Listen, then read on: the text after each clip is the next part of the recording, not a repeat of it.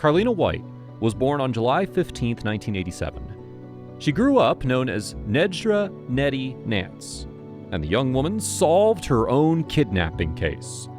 When she was 19 days old, she was taken out of the Harlem Hospital Center in New York City, but it wasn't by her mother.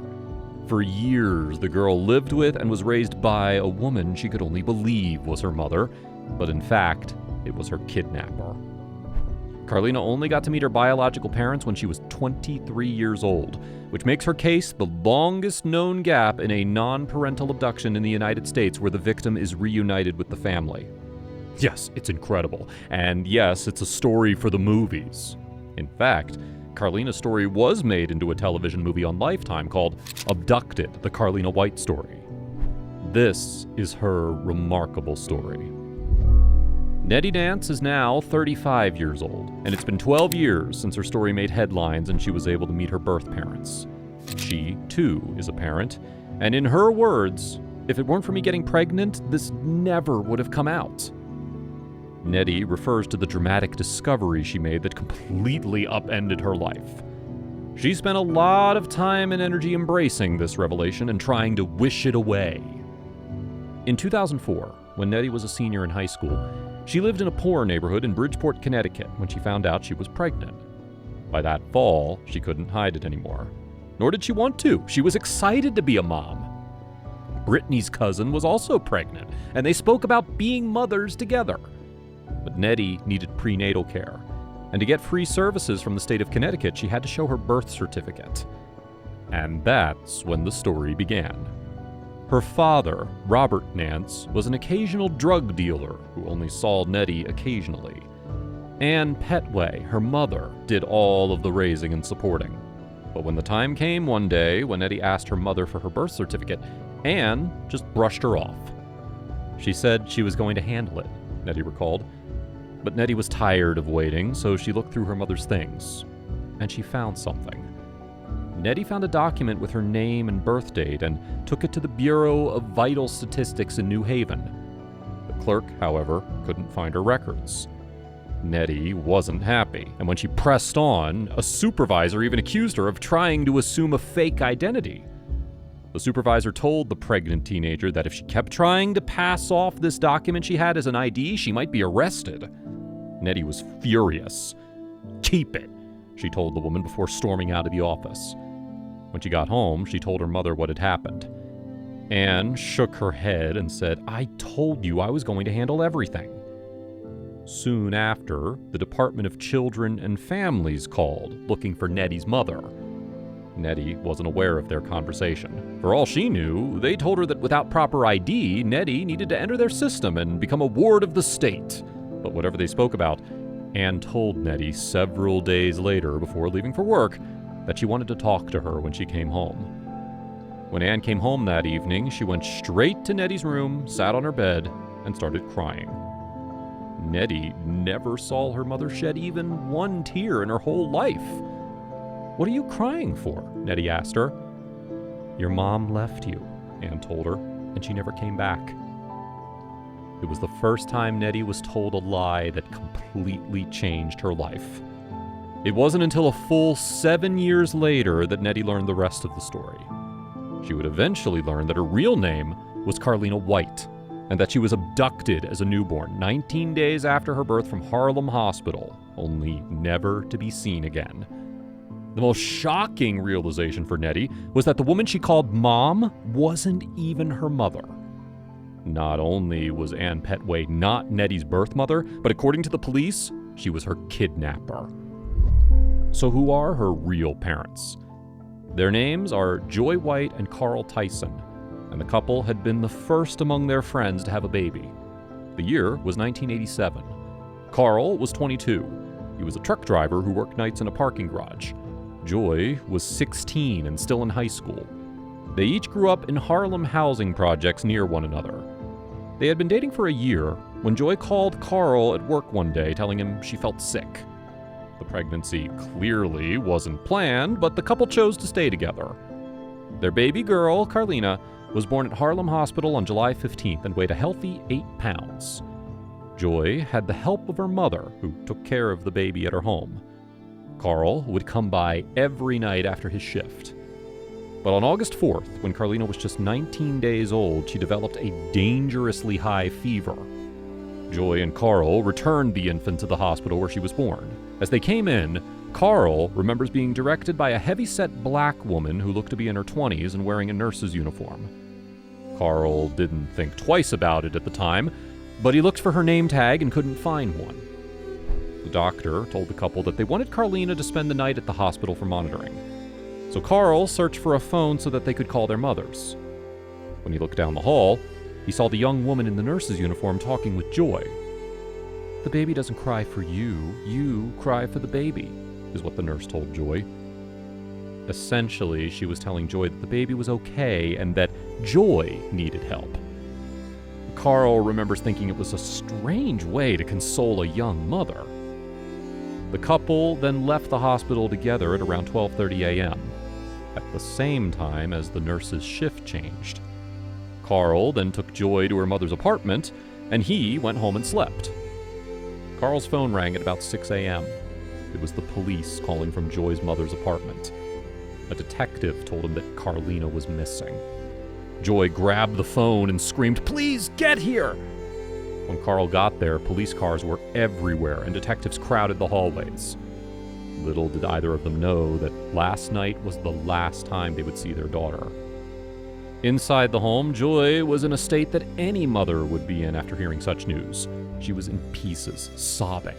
And soon Carl was too. The hospital learned that Carlina was gone at 3:40 a.m., and whoever took her unhooked her IV tubes and left without being seen.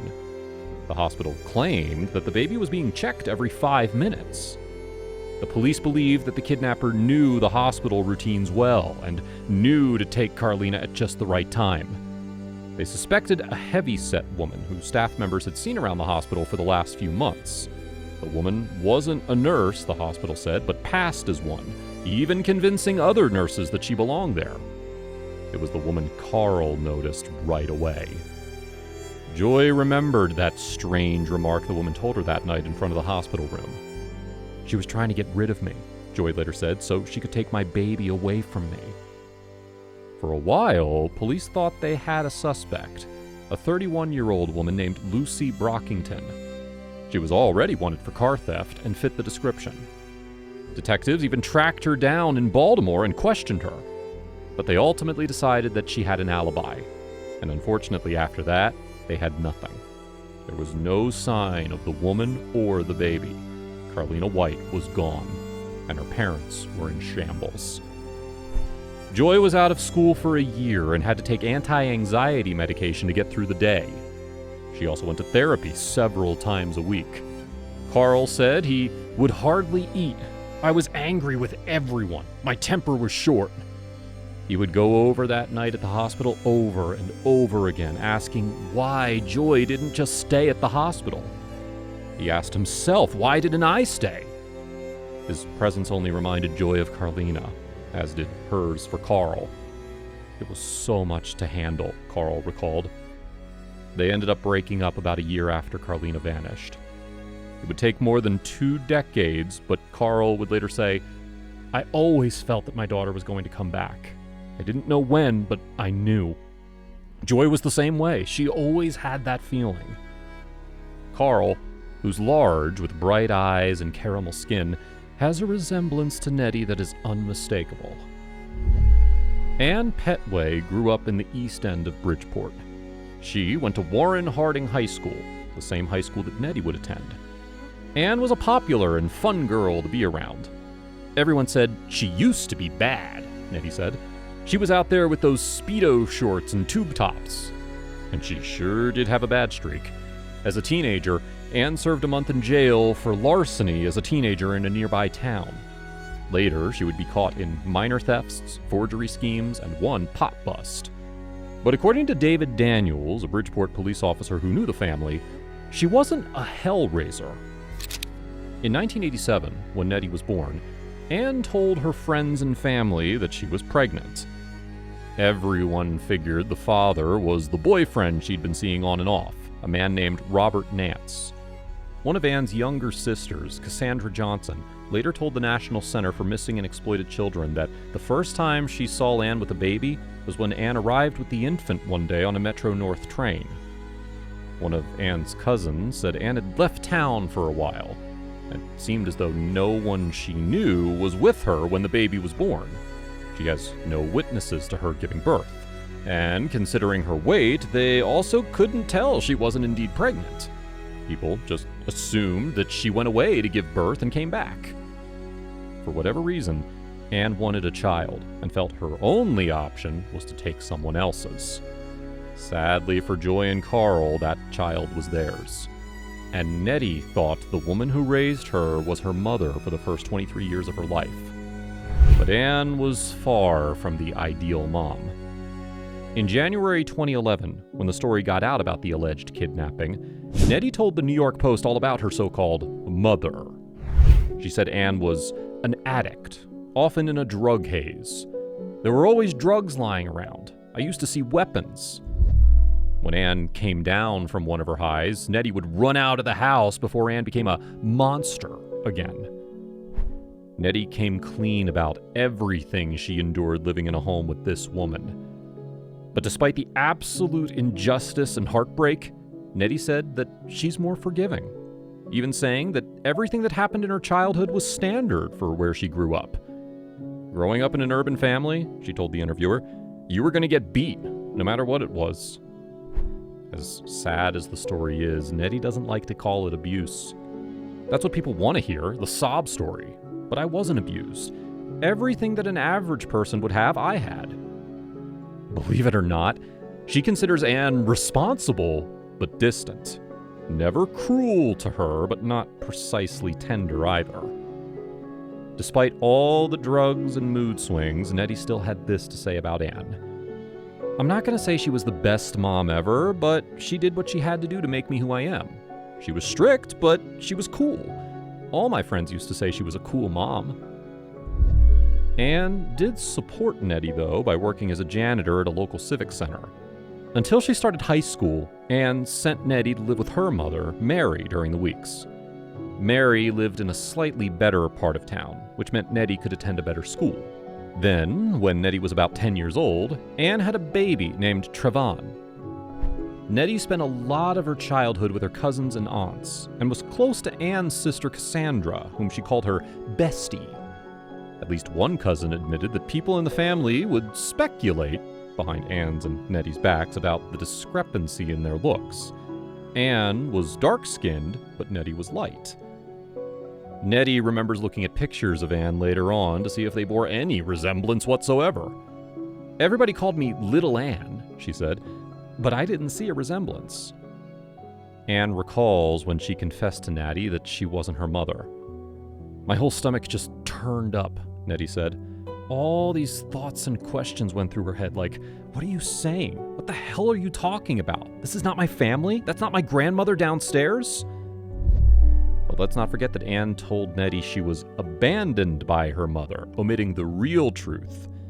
But still, Nettie had questions, asking her who her birth mother was and where she came from. Had she met her mother, or was she left on the doorstep? But to each question, Ann gave the same answer. She left you and never came back. She insisted that there was nothing more to it. She didn't give her any names or anything else. For weeks, Nettie would ask her these questions, which always led to a dead end. Even after a year, I was like, you don't remember anything? With time and frustration, they stopped discussing the matter and told no one about it. But Nettie's curiosity never faded. Deep down, she didn't believe that she had just fallen into Ann's lap. And so her relationship with Ann grew more distant as her suspicions grew. Nettie asked the caseworker from the Department of Children and Families if her DNA could be cross-referenced with the DNA database of missing children. But she was told, that's TV stuff. Robert Nance, her father, was in jail at the time on a sexual assault charge, and called Nettie after an investigator visited him. Nettie took the opportunity to ask him what he knew about her mother. He told her that he and Ann weren't together when she was born. He would never have known if Netty wasn't his and Anne's. Netty's daughter, Samani, was born in 2005. Netty still has her high school diploma and job as a motel desk clerk.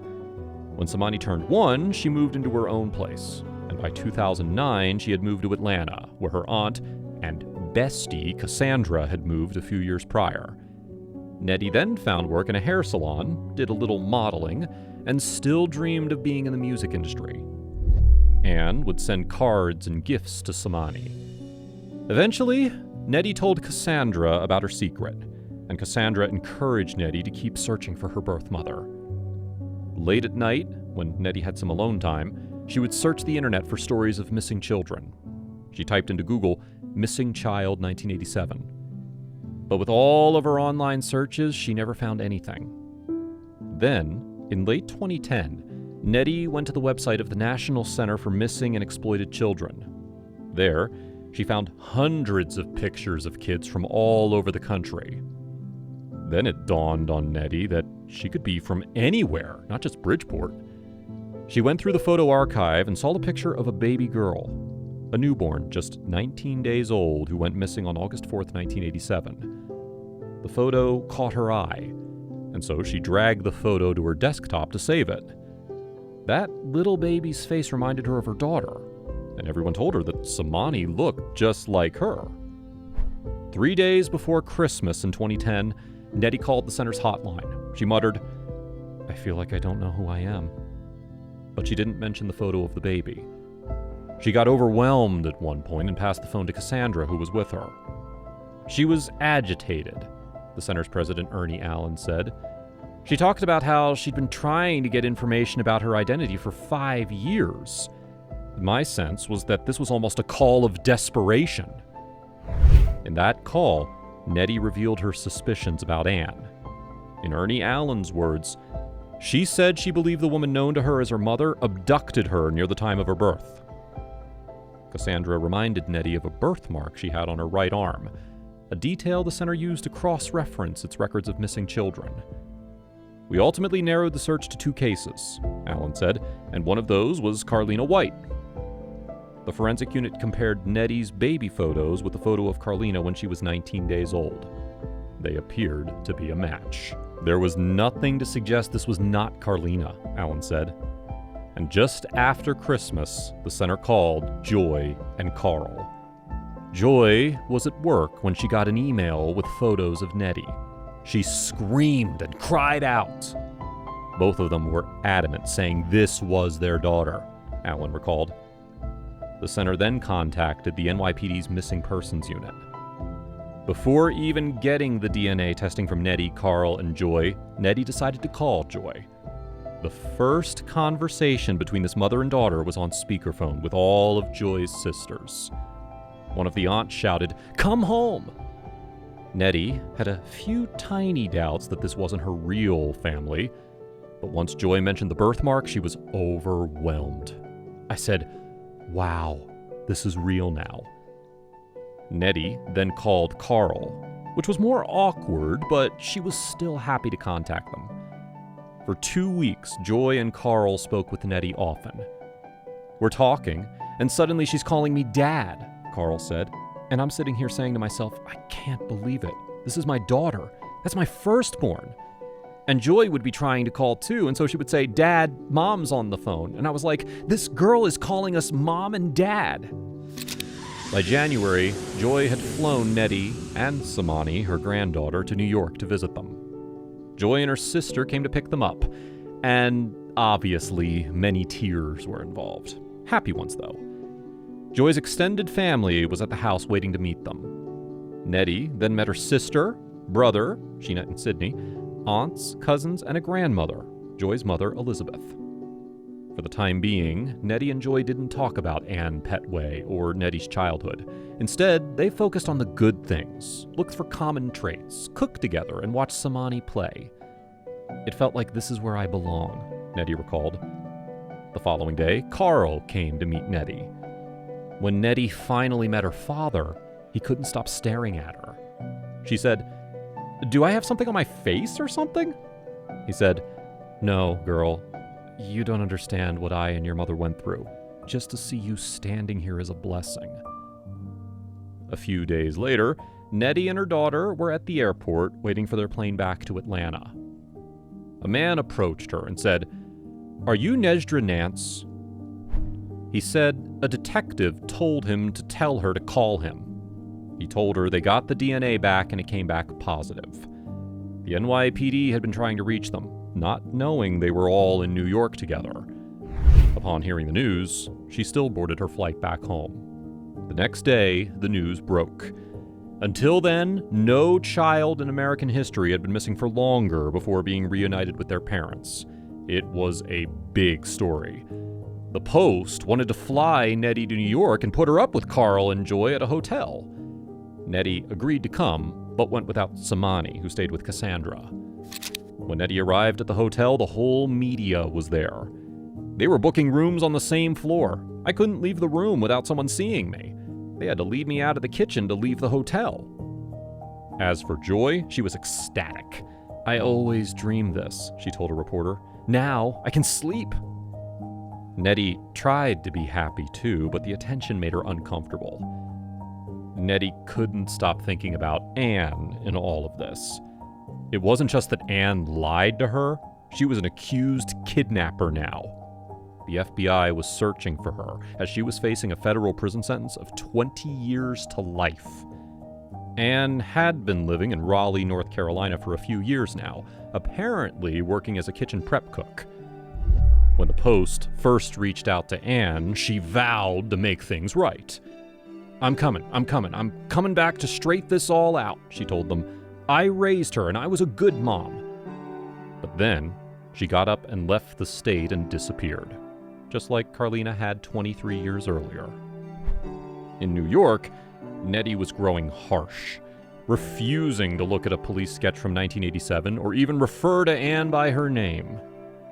"When I look at Joy, I can see me. With that other lady, I would always be searching for stuff we had, but I had nothing in common with her." Joy said, "I want her to suffer," referring to Anne. "I want her to do some time as I suffered for 23 years. After Nettie returned to Atlanta, she stopped calling her newly discovered parents. The media was affecting her, causing her to withdraw. She checked into a hotel in Georgia to avoid being seen by reporters at her house, but the calls didn't stop. A few years earlier, when Nettie was still searching for her real mother, she wrote to the Oprah Winfrey Show but never heard back. But now, a producer from the show was on the phone reading her letter back to her.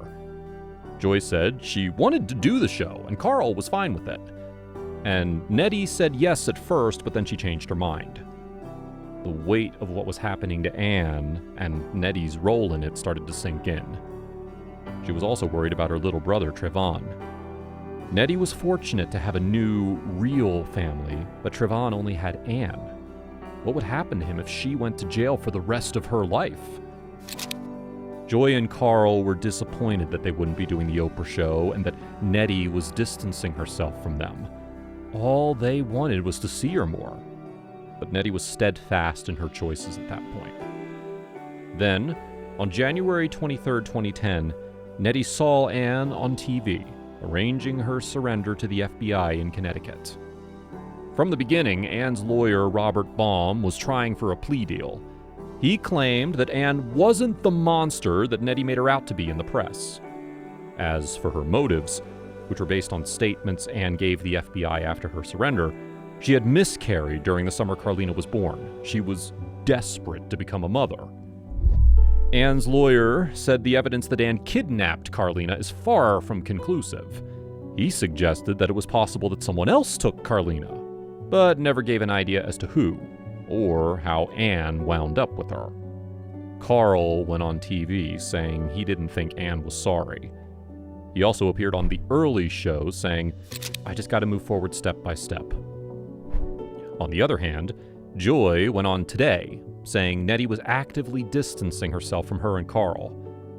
"I was on such a high when I first reunited with my daughter, and it hurts me that it's about money." She was referring to reports that surfaced about a trust fund. In 1988, a year after Carlina went missing, Carl and Joy sued the city for $100 million.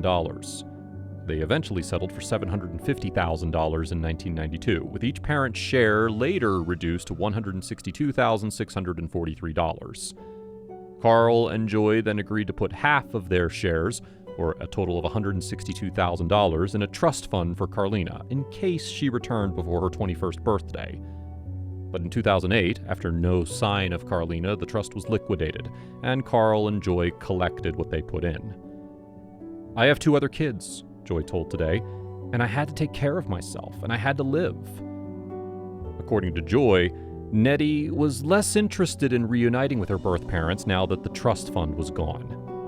But Joy also mentioned that she realized that Nettie was attached to Anne and her relatives. Joy's comments left Nettie feeling betrayed. "How dare you go on TV and say something like that?" Nettie asked Joy on the phone after seeing the show. "I never asked you all for anything." In May, Robert Baum, Anne's lawyer, announced that Carlina White would testify on Anne's behalf if needed. By July, Nettie had cut off all contact with Joy and Carl. Anne Petway was then sentenced to 12 years in federal prison. Anne's statements about miscarrying and wanting a baby so desperately amounted to a confession in the court's eyes. This was not a crime of greed. This was not a crime of vengeance. It was an act of selfishness. A crime of selfishness that inflicted a parent's worst nightmare on a couple, Judge P. Kevin Castle of the Federal District Court in Manhattan said. Before sentencing 50-year-old Anne Petway, she apologized to the family and said, "I am here today to right my wrong and ask for forgiveness." Nettie, however, didn't attend the hearing after she chose to distance herself from the case. Joy and Carl made emotional pleas, asking for a lengthy prison term. Anne Petway pled guilty to 1 count of kidnapping under a plea agreement with a sentencing guideline of 10 to 12.5 years. When Nettie asked if she wanted to visit Anne in jail, she made a face. "I don't really know," she said. "I don't like jails and I don't like hospitals. That's not what I do, and I will not get out of my comfort zone." Nettie also said that she would eventually communicate with Anne again. "But it's going to take a little while for that to happen, just when I'm ready to. And I know that I will, just not at this moment." The hard part for Nettie is talking about Anne with Samani. "She's very close with my daughter," Nettie admitted. "She did more stuff with her than I think she did with me. She took her trick-or-treating, Christmas, Halloween, school. She provided like a grandmother's supposed to. She doesn't know the story. I just say she's on vacation." Nettie explained that she went off the radar because she needed clarity. "I have bills to pay. I have to teach my daughter. I'm trying to build my own career. I can't just sit here and dwell." A friend of Joy's said that Joy is sad and terrified of commenting publicly again, fearful of driving Nettie further away. Carl is enraged. "She says she's got to live her life? Okay," he tells me. "But you're not spending any time with your family, none at all. You say you don't know who we are. Okay, we don't know you. But how are you going to get to know us? I'm frustrated." Nettie is aware of the pain she has caused Carl and Joy. "I did what I did because I felt like when I'm ready to dip back in, it's going to be on a different note. The approach has to be better than it was the first time. It was just too much commotion." A few weeks later, Nettie called both her parents. Her conversation with Carl was short, but she talked to Joy for 3 hours. The trust fund issue, Nettie says, was just a misunderstanding. What put her and Joy at odds was Anne and her sentencing. "I know they both want justice. I would feel the same way if someone did that to my child. But at the same time, I have unconditional feelings for Anne." All in all, Nettie is happy. She knows the truth now. So, what about the name? Is she going to remain Netty Nance? I've been trying to get my paperwork together. When I get my ID and everything, it'll say Carlina White. But old habits die hard. When someone asks her what my name is, she'll naturally say Nettie, according to her. Nettie's not what the Petway family gave me or what the White family gave me. It's what I gave myself.